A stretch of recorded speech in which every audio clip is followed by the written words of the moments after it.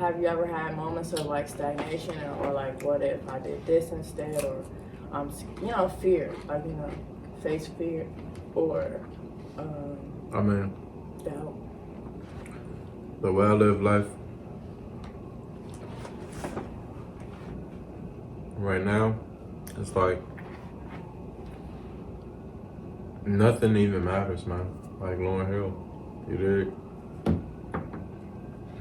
It's really just about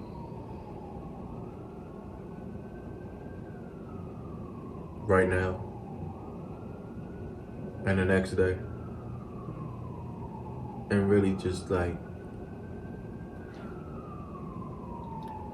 going so hard. You don't even know because you didn't even go. You don't even know because you didn't even go. Like you don't even know. You don't even know. You don't even know what chicken tastes like because you've been eating noodles for the last 8 months. Like really lock in. So I just feel like when you really do that type of shit, it's like if you go outside looking for a fight everywhere you go and keep telling niggas like, see me, even if you the biggest nigga that don't nobody want to rap, you eventually gonna get in a fight. So just that's the laws of the universe. It's like keep living your life in a way like you really try to make this shit happen. You really looking for it. You really looking for it. Like, so I just feel like that's just my vantage point with everything. It's just like just feeling like it's possible. Like I said, like this confines of reality shit that people be on, I don't even be understanding it. And you know what I realized? A lot of people never even been where I've been. And I've been a couple places. I got a lot more places to be. But when I was close, whenever I got closest to the thing that people watch on TV or like hear about, or like they look at people who get access to that more often than others and they value them based off their experience, it's like that shit is full of people who know that the only way they got there was just through like pure like intention and just really being like committed and or just knowing authentic. Like some people, they don't have to chase fame.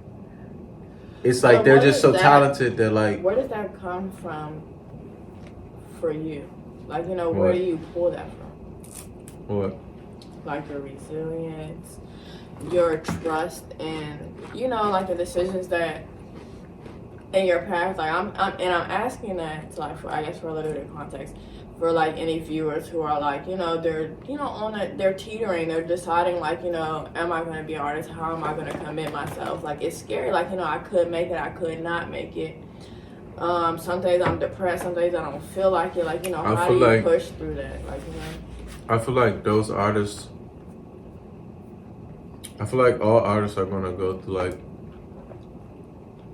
everything, whatever, blah, blah, blah. But at the end of the day, it's just like, when you're really doing it for a bigger purpose, that's where your resiliency comes from like pulling from something beyond your own fears, like something that's beyond fear, something that's beyond self. Like I really make music for me, which is not even myself. Like I'm not myself. So you do it for God, you do it for your fans, you do it for your mom, like who you do it for? I don't even have to think about why I do it, because that's creates inauthenticity. It's like now you're thinking about why you do it. It's just like you gotta exist in it. You gotta like. I try to exist because I got the logic part down. Now it's time to get the like unconstructed truth. You know what I mean? And what that is like first you know why you do it, and then you start doing it for the cause of doing it. So that's where like the Most High come in. That's where like hip hop culture come in. That's where like even myself come in. So. As far as like why I do it. You're not trying to think about who you do it for. Is that what you're saying? Like you're just doing. Like you're just going with the energy, with the frequency. I feel like I know why I do it and all that, but sometimes like sometimes knowing why you do it will make you be rapping about knowing why you do it, and then now you like Lupe Fiasco and you like, I know why I do it. Like nobody give a fuck why you do it. Like this music shit done got to a point where like Niggas don't want to, like, you can't get by just rapping about why you do it. Now, some artists do that. Some artists that are literally new and signed to new rappers, they rap about like why they do it. And then they rap in a good way where it's like, oh yeah, this is like a rapper. And it feels like a rapper instead of a trapper. But the type of artist I am and what's really going on in the biggest songs that exist right now are not like just rooted in what the people are talking about. It's coming from some type of innate sense of being. Now for me, what I'm starting to feel like that is being like a literal representation of like something bigger than what these other niggas is on. Because like I said, like we talked about, I be having certain experiences, right? But then beyond that, as I actually like remember the history thing, and then like reading books, like a lot of rappers don't be knowing about history or reading books or make good music. Like some of them know about history, but they make corny ass music. I make good music. Like I'm a real musician, so that's what I'm just coming in so many different hats and shit. Like, you know what I'm saying? And then it's like at the end of the day, that's what I pull from is the fact that like, bro, this is what I'm supposed to do. Like, you know what I'm saying? And then why I'm supposed to do it is many different reasons. But at the same time, where I'm at this point in my career is I'm not pulling from why I'm supposed to do it no more.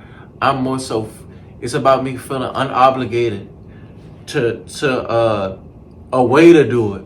You know what I'm saying? Because once I start thinking about like doing it, then I start thinking about the fact that the people are like champ as hell.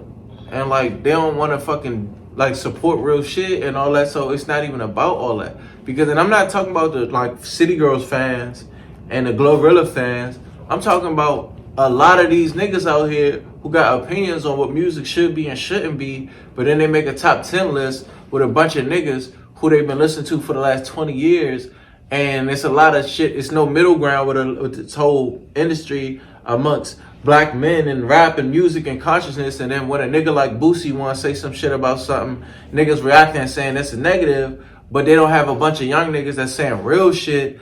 And man, like, it's just like, no, it's weird as hell, rap, and it shouldn't be that hard. But then you got good niggas that come out and really independent, like Griselda, Benny the Butcher. Like, you know, you got niggas doing shit, like, but at the same time, it's like, that's what I'm saying. Like, when you think about, like, why to do it or whatever, like, that's what it's just going to really turn into. And the way that I put that in my music is, like, maybe I'll talk about it sometime, but then most of the time, I don't even think about that shit because I'm so rooted in the actual melancholy sorrow, like, overcoming, triumphant, Rocky story vibe of actually being that type of person when you see a bunch of niggas, like, wearing gold chains and shit like that, and it's, like, a bunch of other weird ass shit going on, and you thinking in your head like, bro, how do I live in a world where like this type of shit go on?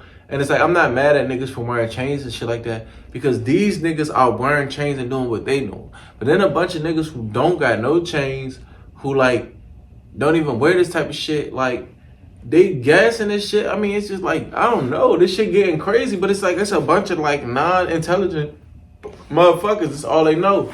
Like, you know what I'm saying? So it's just like, that's a lot of that shit going on. And then you got the other side going on, which is like they support a lot of corny niggas or niggas that make good music, but shit not raw. And they and look, there's nothing wrong with the artists that they support. It's just the fans just champ as hell. The fans don't go the extra mile to find out what's really going on. The fans going like do a bunch of weird shit. Like, you know what I'm saying? And that's cool, but that shit dying out. I think real shit coming back in style, especially with a lot of women getting in like creative spaces and like having careers and doing shit. It just opened up the lane for like different shit. And I feel like honestly, with so many people trying to be artists and doing all that type of shit, I think, you know, when somebody like me coming along just actually got a different story to tell, people are actually receptive. So I feel like it's just, you know, it's all in due time. First, I want to ask you about your opinion on female rappers. Who's the hottest to you right now? Are you into that? Do you feel like it's like, I don't know, like women empowerment or not so much? I feel like all the female rappers that people have like on the top of their head, I see the value in like some of the songs they've contributed, you know what I'm saying? Like, and not just like the popular ones, you know. I like how certain of them have like come up out of nowhere per se. I feel like that Glorilla F&F song, I was hip to that like 2 months before like everybody else got hip. Cause Mahadi had hit me to it. You know Mahadi? Yeah. He just knows everybody. Cause I just got introduced to. I work for him now, or I work for the newspaper he works for. But yeah. He's like a good person. Done a lot of good shit. But yeah, he got me hip to that song because he posted it, and then I was hip. But like by virtue of that, we was hip super early. And I immediately posted on my story like I was like, this is like about to go up. Like this is Billboard ready. Like I tagged her and all that. And I just feel like the message of that song was like real good. It wasn't too much like nigga bashing. It was very authentic, you know. You know, a lot of the women who's rapping and shit now, they got some shit. Like I be hearing Megan shit every now and then. I be like, oh, she jive. She rapping like on this jump. I like to like Tia Corinne, like Freaky T jump, and she definitely be barring out too on her project. I be just like people like different ones come through. Like Cardi, Tomorrow 2 verse was tight. Like I don't know if she wrote it or not, but I like what they add to the game. Like, you know what I'm saying? What they add to like the moment. You know, I feel like they making some good deposits to like the sonic curation of the moment. You know, and I noticed like even with them and also as I come across like women who rap and stuff, that whether they're good or not, they always kind of like give you something to like think about. To chew on, yeah. Yeah, cause it's like they be having like authentic expressions and shit. Like a lot of like men rappers be like having like contrived perspectives and shit. Like some of the girls' perspectives can be like contrived, but the flow is their own. You know what I'm saying? The voice is their own. I feel like niggas for a lot of people, some like number one, the shit daddy. It's like I have another question. So, I mean, it's kind of a follow up to this. I mean, it relates kind of, I would say, as far as like just talking about women, black women, their representation in society. I was having a conversation with my mom recently, and she was like saying like how black men have it harder in society than women. Do you agree with that? As a black man, I feel like it's hard to like make a strong case for who has it like harder, but I feel like society is more afraid of us than anything else. I feel like it's harder. Like you can come in many different shapes and forms, but the most fearful one is like a black man with dreads or some shit like that. It don't even have to have dreads, like, you know. Yeah, honestly. With a beard. Because it's funny because I know these niggas that you talking about, like that I mean, it's just getting profiled this way, looked at this way. I mean, since you said like, you know, dreads specifically, you have dreads. And I don't know, like you come off to me personally as somebody who's kind-hearted, who's not about the drama, you know, not about to rush somebody up. But it's like, you know, you walk down the street, these gentrified streets, and it's like, whoa. Like, you know, so that's interesting that you did mention that. And I have another friend who has dreads and fits that profile, but it's like, the dude is not even like that at all. Like, you know, I know a lot of dudes like that. But, I mean, not to say you don't hold your own, but, you know. And then finally, I do want to get into your music. I want to make sure to address that. you played a couple songs for me before the interview, and so for one, let's talk about the national anthem. Like, you know, how did you decide to make that song? What's your like central message within it? I think so. Songs, when I make songs with no hook, it's more like me doing it for like a timeless thing, like on some like, bro, niggas gonna respect what I do, like, because when I make songs with no hook, it's like it's not like Eminem where it's kind of like, okay, like you bar me to death. I feel like because I do a lot of like different rhythms and stuff, and like catchy stuff. Yeah. You can kind of like, it's like storytelling. Yeah. When I don't have a hook, it's like I'm telling us. It's like I'm performing. It's performative, like music. Like on some, yeah, yeah. So like that's that type of song, and it's really just a lot of cultural observations. A lot of my music is like cultural observations, but then I might like try to like make it precise enough to where it's like a certain type of feeling.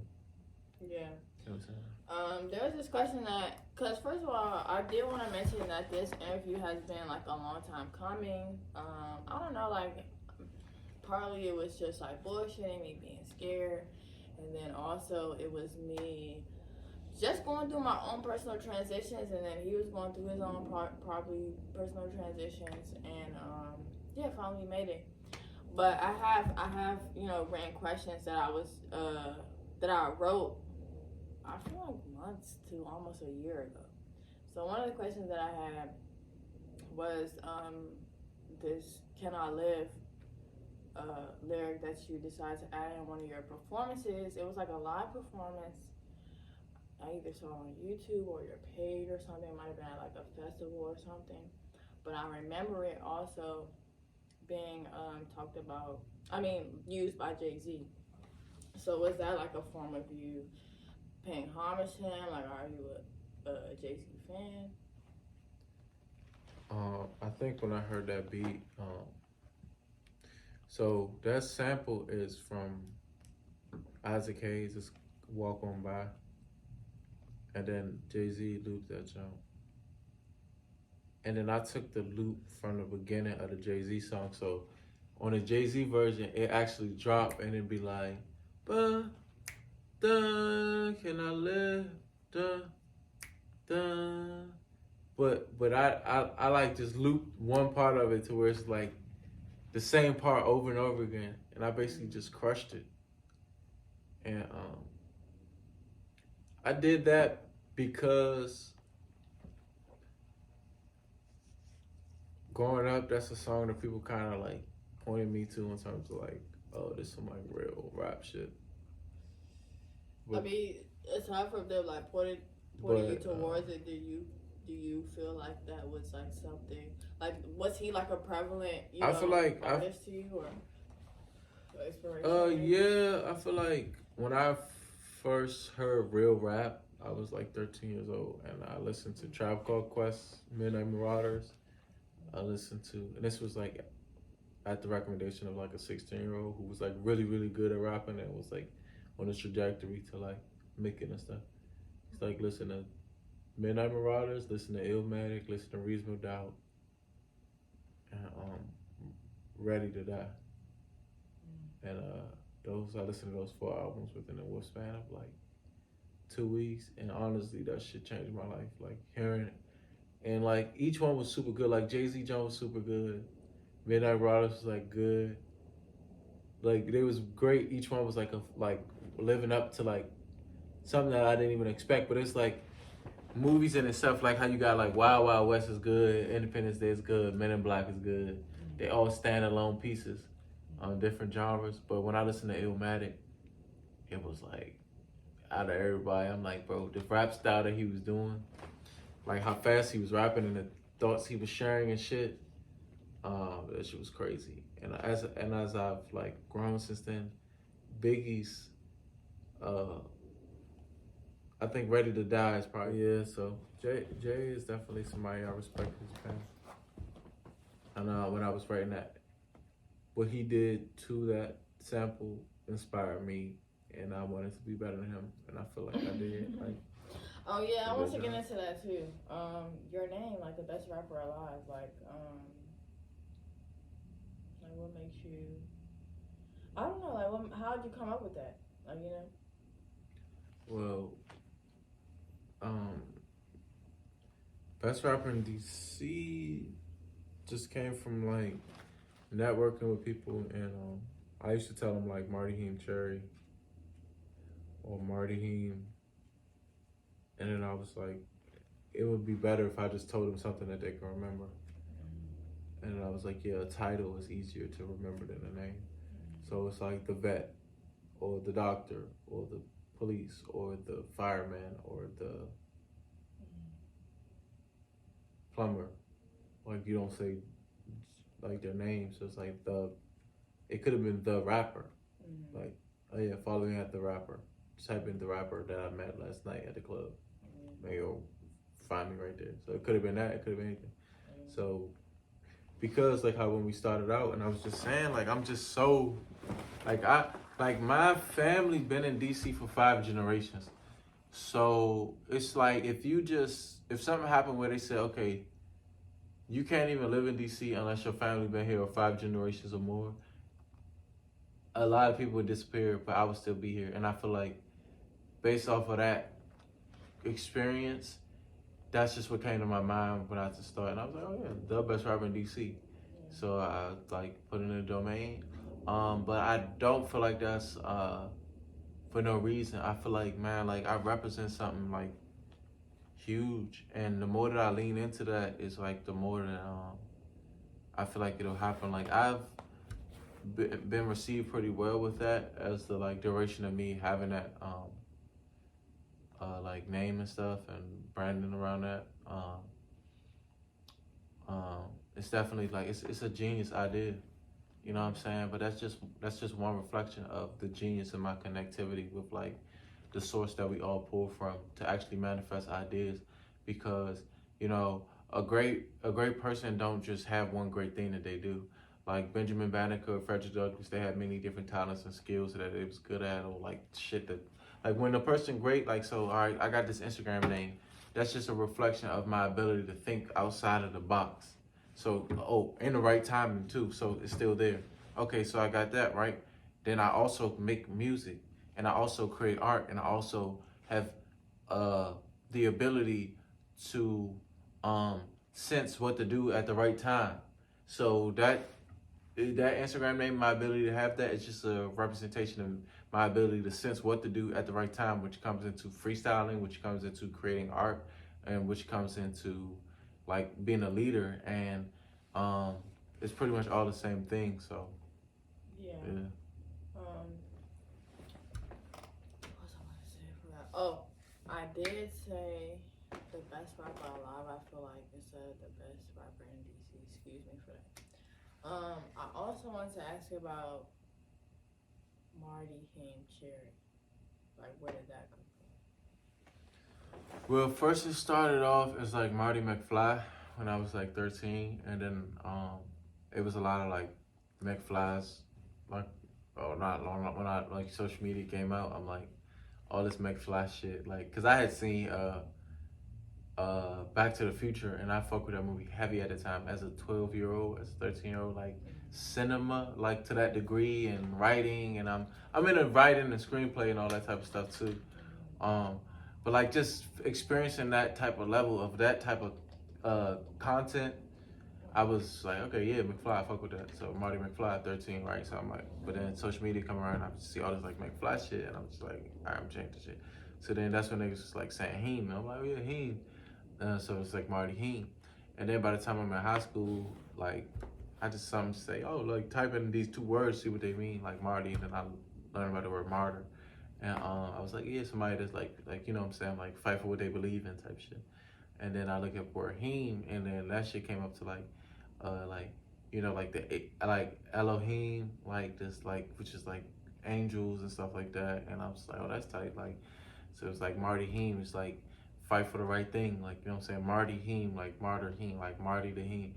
And then Heem was also like this abstract word, right? And then like my mother's like side of the family last name Cherry.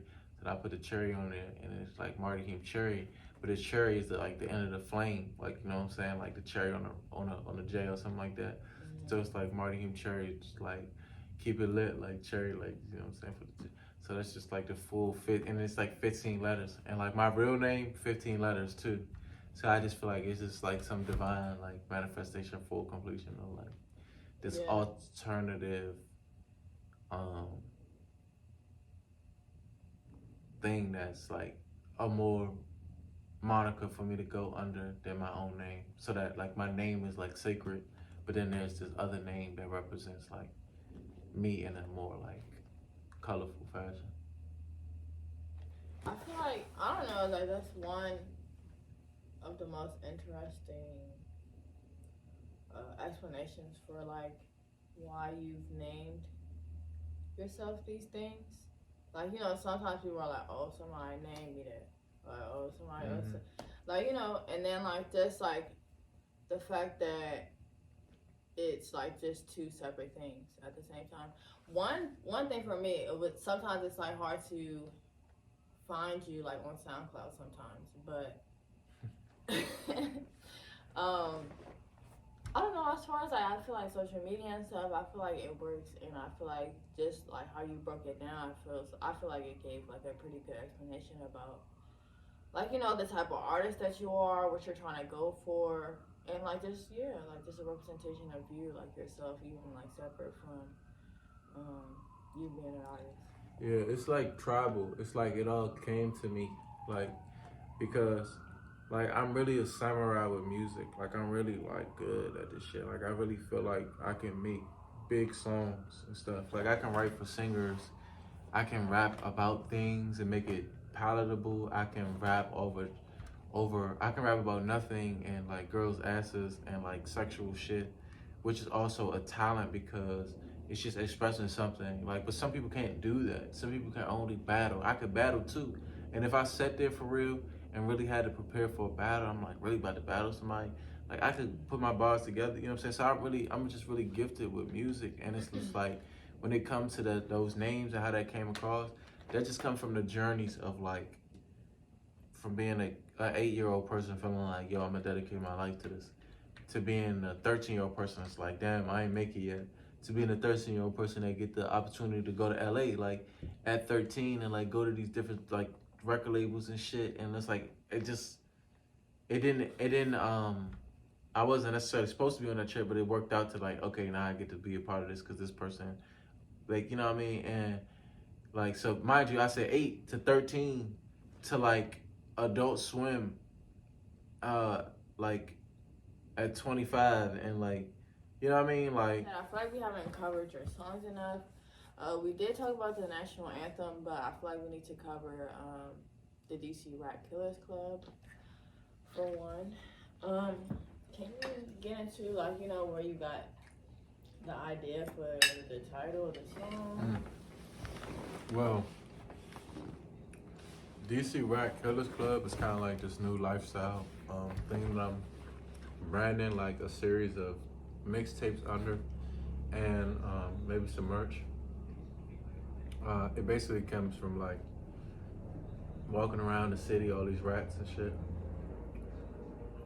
It's gonna have like a component where it's like this sub story of like this young entrepreneur who makes a tourist attraction that's people coming to DC and like loading up at night and going out to kill rats with like BB guns and shit like that.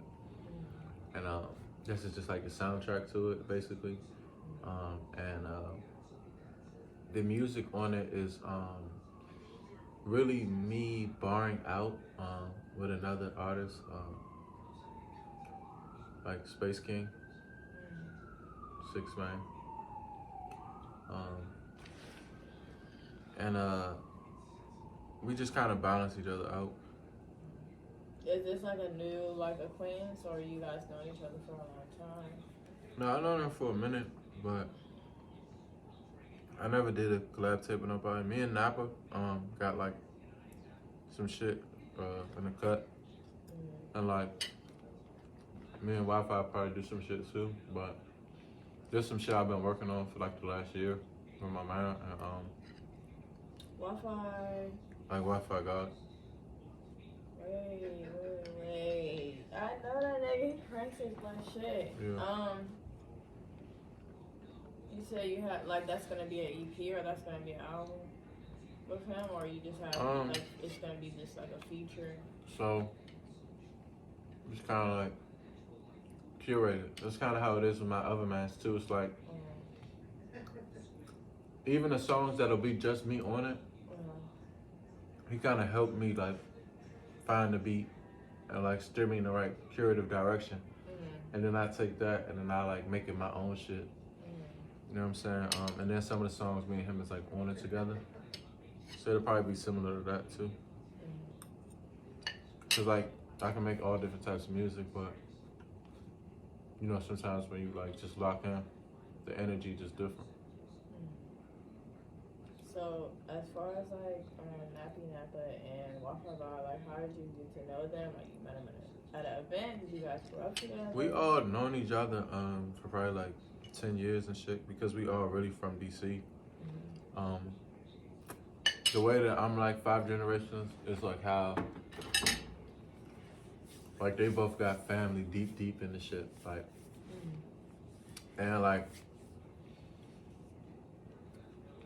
have experiences that are like really true to people that's from here, and we all grew up together knowing each other, but we was all our own people, so it's like we weren't hanging every day, but we was hanging at like pivotal times, and like then that turned into like music pursuits, and so we all like influencing each other, working with each other, inspiring each other, doing business with each other, and you know, real niggas just shit stand test of time, so that's how we just knew each other. And I remember what I went to address prior. That was when you were talking about you got the opportunity when you were like 14 to go to LA.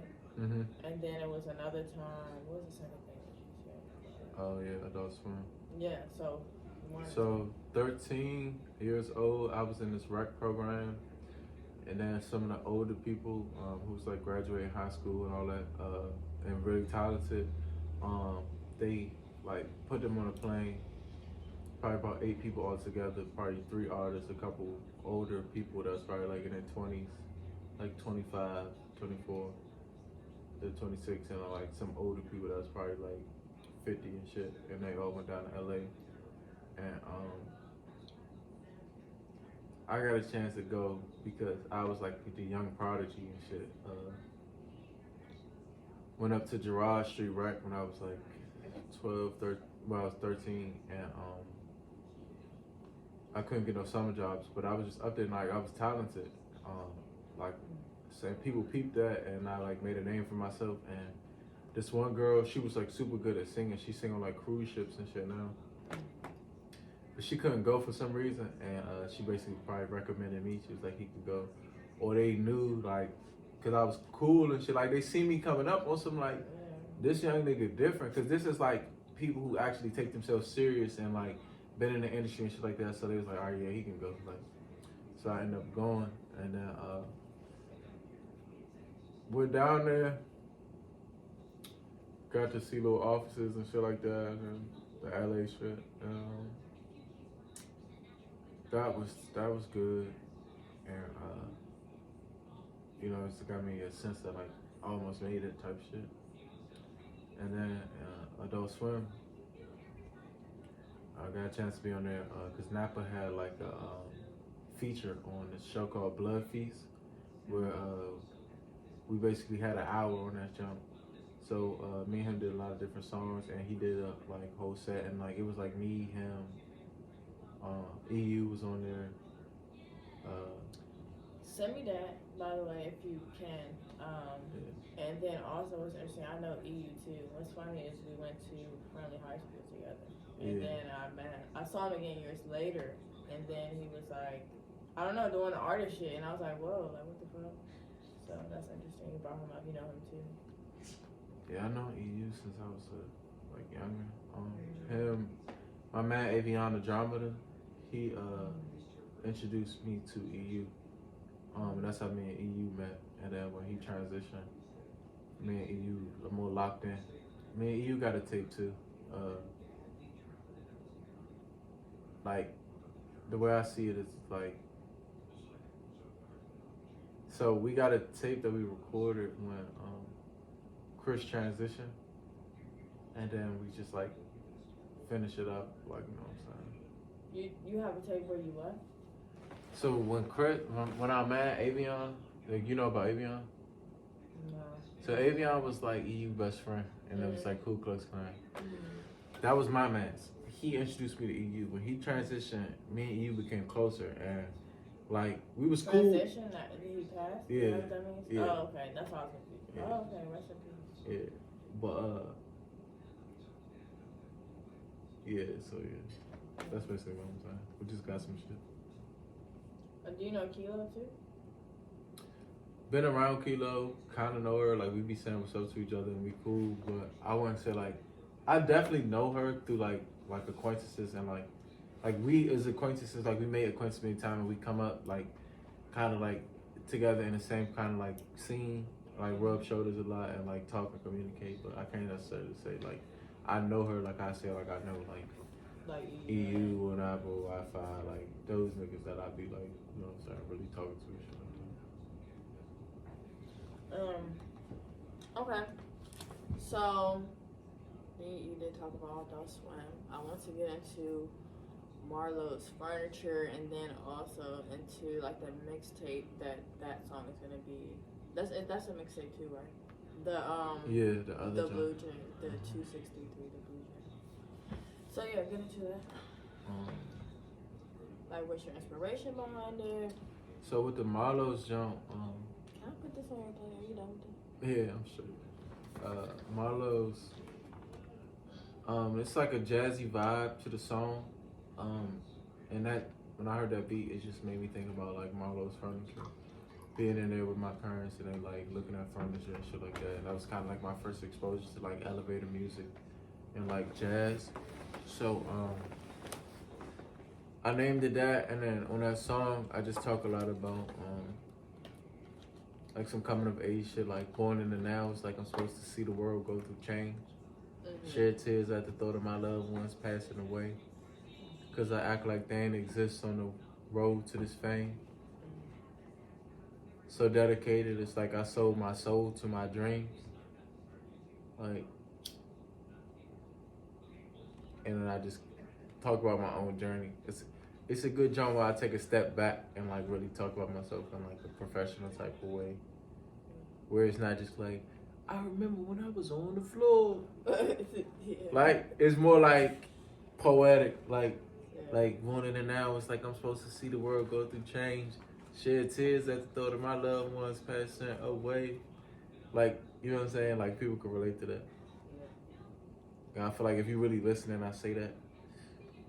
Like, damn, like, cause I feel like, I don't feel like I'm the only person who might take a step back at a time and be like, damn, like, just the thought of this shit, like. It's like to reflect on, like, you know, what's, like, cause it seems like, honestly, from what you said and how you've explained yourself to be, you're more of like a present person, more so than like, I mean, you can reflect on your past, but at the same time, it's like you seem to be like more so like focused on like the present and the now. Yeah, like a lot of these songs, like, you know how that is with music. It's like you prepare, like the moment that people are getting is always a moment of reflection, even if the music is for the moment. Like, you know what I'm saying? It's like, so during that time when I was making this stuff, it was for the future.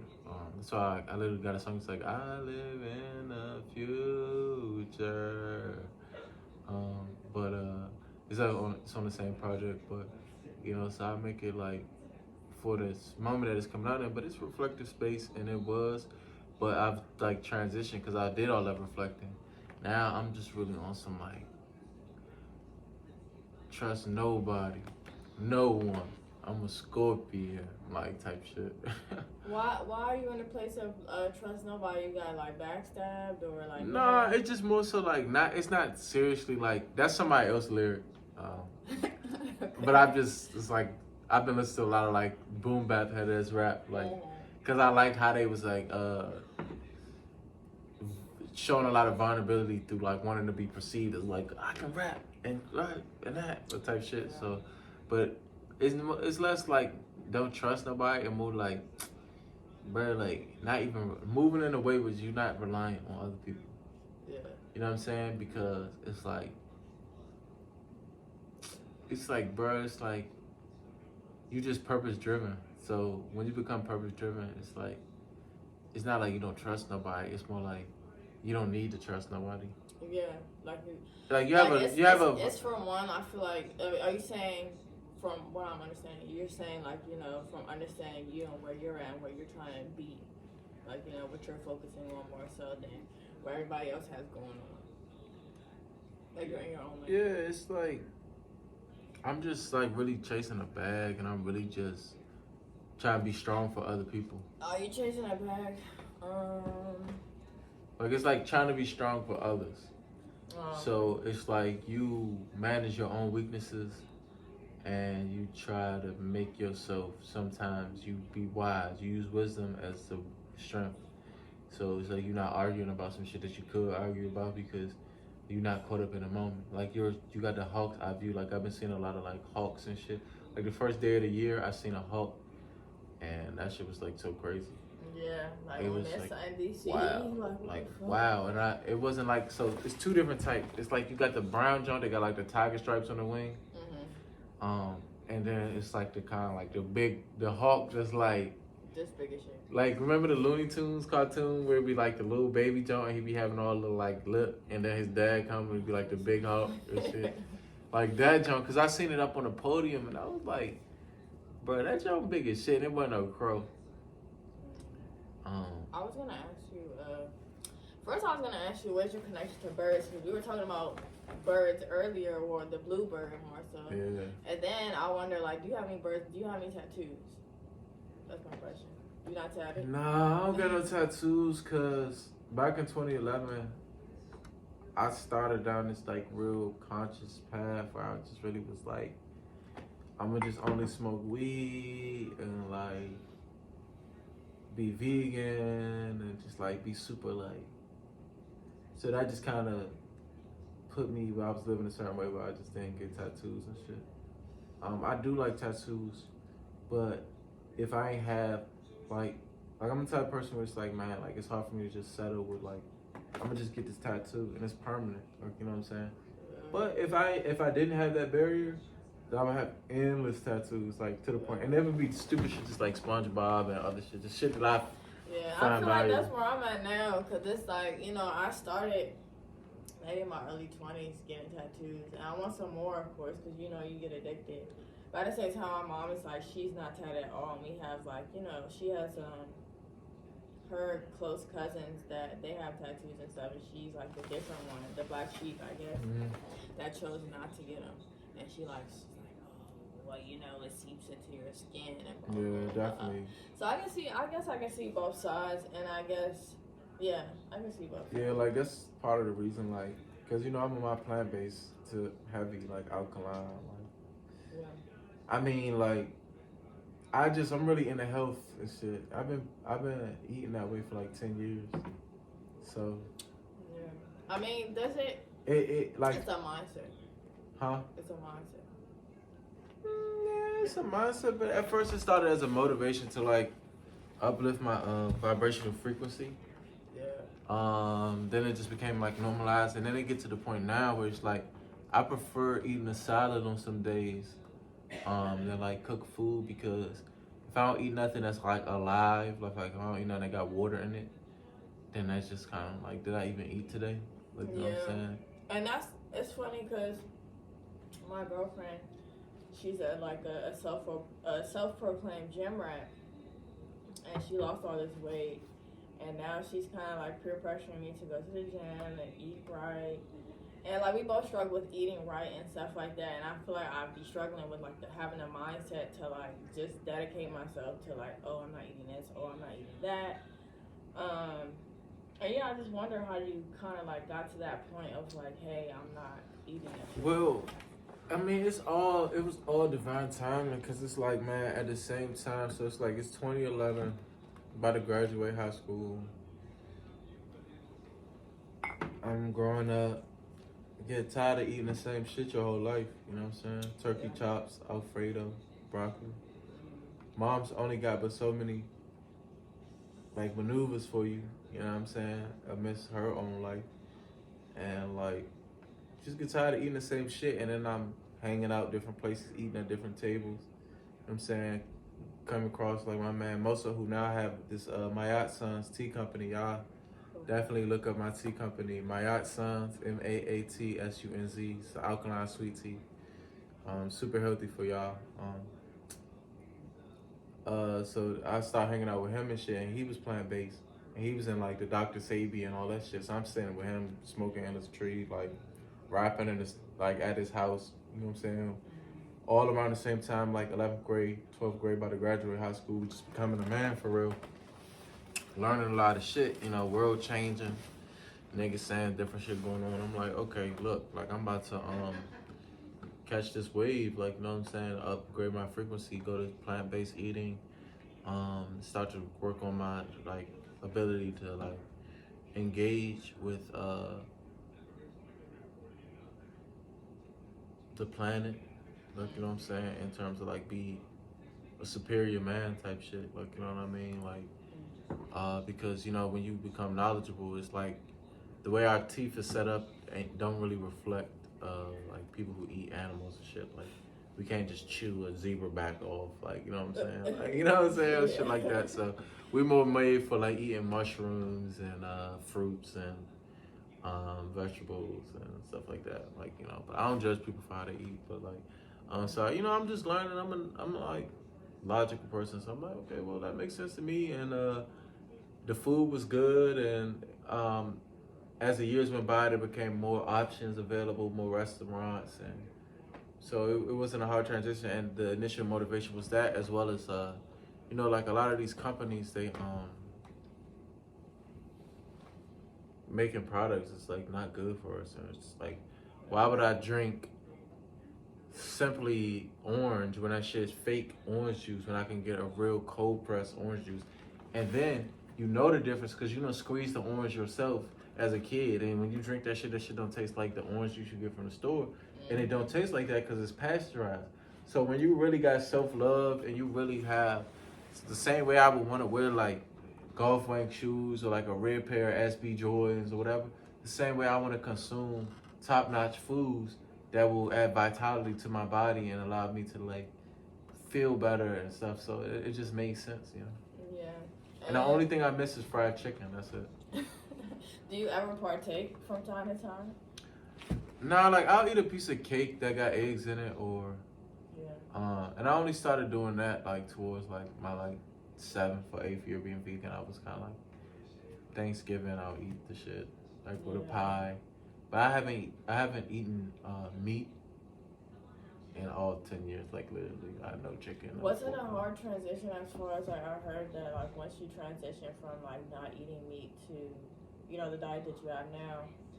Like, it's like, you know, sometimes you can faint or your body's not used to it. Like, I feel like for some people it could be like that, but for me, because like my mom's probably made me like a super healthy, strong, like melanated baby, like, you know, like breastfeed and make sure I eat vegetables and whatever else.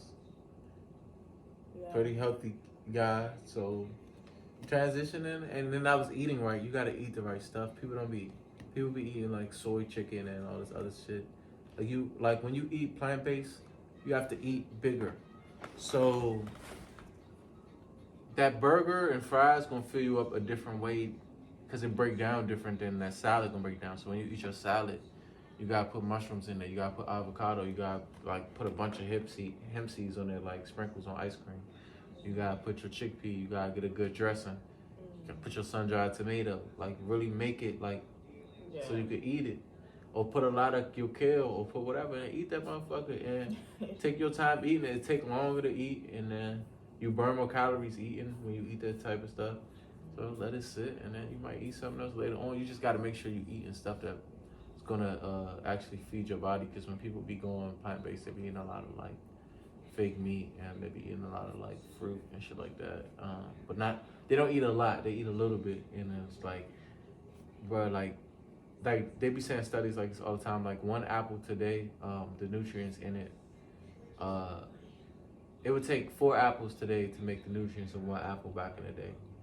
So it's like, you know, same for chicken. Like, it's like, you know, so it's like, just gotta eat more and be healthy and be more intentional about what you eat when you eat. So hopefully, I mean, it's inspiring me kind of now. And hopefully when I watch it back, it'll inspire me more to, like, make certain changes. But I feel like, you know, like, once we're getting closer to 30. So it's like, I don't know, like, making impactful changes to your lifestyle and, like, you know, what's to come. Because I've had a lot of, like, older relatives. I knew my great-grandma. I knew my great-great-grandma. So, I mean, I was fortunate to have that, and I think that was partly because, I mean, they did get, you know, sick and, you know, pass, of course, but it taught me a lot about, and even my grandpa, like, it taught me a lot about, you know, how you eat, what you ingest, and just, like, the importance of that, and, like, the fact that, like, it was, like, in a way, kind of the opposite for me as far as, like, my upbringing, as far as, like, with my mom, she was, like, Whole Foods and a little bit of Giant. Like, you know, mostly like Whole Foods. And when I moved in with my dad later in life, he was like all the fucking bacon and Skittles and all that shit. So for a long time, I feel like I got addicted to that because it's like, you know, it tastes good rather than it's good for you. But just knowing, like, you know, I guess the frequencies that are behind it, how it makes your body feel, and like thinking about all that shit. Yeah, I guarantee you, if you don't eat meat for 2 weeks and you eat healthy, like, and you really spend like $200 in those 2 weeks on your food, like making meals at home and like making little stuff with mushrooms and fried mushroom and all that, I guarantee you, like, get your little like mushroom pills and like your little ashwagandha or whatever, I guarantee you, you will feel like different. You used to have dreams and shit. I really am an advocate for like that healthy eating tip, cause you feel it for sure. Like, and you don't gotta do it for long before you feel it. It's more like when you do it for a long time, you stop feeling it. But when you first start, you definitely be like, hold the fuck up, like, this shit. What do you mean, like, you stop feeling it because it feels like just natural? How shit is supposed to be. Yeah. And you gotta realize, like, our people, like, bro, we be making like all this type of stuff, and it came out of the struggle. Like, it's an alkaline version of collard green. It's an alkaline version of sweet potatoes. It's an alkaline version of, or even just a vegan version of sweet potatoes, or a vegan version of mac and cheese that will give you similar vibes to like these sides that we eat and stuff like that. But a lot of the stuff we eat came up out of that, you know, slavery shit, and like, you know what I'm saying? I respect that food culture, and it's a time to eat that, you know what I'm saying? But you can't be eating that shit 400 years removed like, from. You know, as your main food all the time. Yeah, I mean, you see the results of it. You see these people coming up with these certain things, and then you see some people eat like that, and they don't have nothing wrong with them. Yeah. Which is, you know, fine, because we don't really get our nutrients just from food. It comes from like a unseen like source and innate and type shit. It could be emotional. A lot of these things that people go through are manifestations of like emotional blockages and shit as well. Yeah. But you know, that choice way of like, let's just get a 20-piece wing, like that shit is like, I mean, not sustainable. It comes from like laziness. Like for me, it comes from laziness. Like it's like, oh, I just came out of class, I'm tired, I want to eat something, I didn't eat shit all day. And it's just like, bro, like the shit we using, the shit we using now, the fried chicken is like canola oil and oils that are just like horrible for the body. Back in the day, they was at least using something that your body had been processing for eons. It's like it's fat or it's lard or it's whatever the fuck, and they fry the chicken in it. That's literally healthier than some of these seed oils and random weird ass oils that they're using now, because the way our bodies is breaking them down is not, they don't understand it. So it's just at a point now where it's like, if you eat like the wild, then like you gotta know that, like, bro, like wild shit might happen like that. Like, yeah, it's kind of like a manifestation for like, you know, your personal reality. But so I wanted to wrap up by asking if you wanted to shout anyone out, if you want to shout out any products or businesses that you're collaborating with, or any events you have coming up. I feel like the perfect thing to end this interview out with is, man, y'all tap in with this Mayat Sons tea company. Outside of music, that's been the thing I've been dedicating like most of my energy and resources to. We probably serve over like, let's say 500 free gallons of tea in the last 2 years. And samples, you know what I'm saying, as well as sales. Basically, what this tea is, it's a reflection of that sweet tea culture we grew up with in the area. But it's sarsaparilla, mullein leaf, soursop, cinnamon and maple syrup, 5 ingredients. Flavor is super good. And we in a bunch of different stores around like 24-hour market, which is open like every day of the week. And different other spots like Culture Coffee. And a lot of more spots coming soon. But basically, y'all go tap in with that. And as far as this music shit, like, I think niggas that's supporting me know to tap in, but to anybody who don't know me and watch the interview to this point, definitely like go see what I'm about, because 9 times out of 10 you're gonna fuck with me, because I'm gonna remind you of like somebody that you already fuck with. So you can feel like you're supporting them when you support me, and then you can actually let them know about me so they can feel like they supporting themselves. And that's really it, man. That's MartyHeemCherry. You know what I'm saying? I was gonna say fuck y'all, but like, I want some chill shit. Alright, well, yeah. This was garbage. We had MartyHeemCherry. Like, it's like he has like 5 different names, so I'd be like, which one should I reference right now? Because also when I first met him, he was like, my name's Milaka. Really? Like, I told you my real name? You told me like 3, like, you know, cause I think I asked you, I was like, what's your real name? Yeah, I was like, because my name is Milaka, and you were like, oh, my name's Malik. So it's like, I was like, yeah, that would have been my name if I was a boy. Oh yeah, I remember so that. yeah, so Malik, MartyHeemCherry, the best rapper in DC. Malik is garbage, and we out.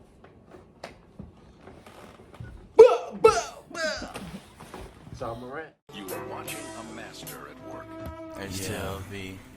Yeah.